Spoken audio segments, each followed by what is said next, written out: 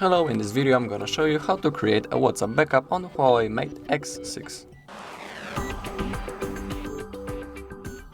Okay, so let's begin. First, let's get into WhatsApp.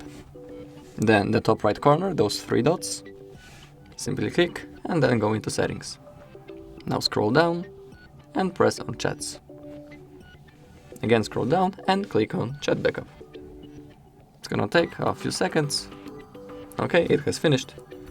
We can go back now, and also we can go to the settings right now, our Huawei ID account, and then click on cloud. Choose your device, go to backup options, and please make sure that the WhatsApp is enabled, and then simply click on backup.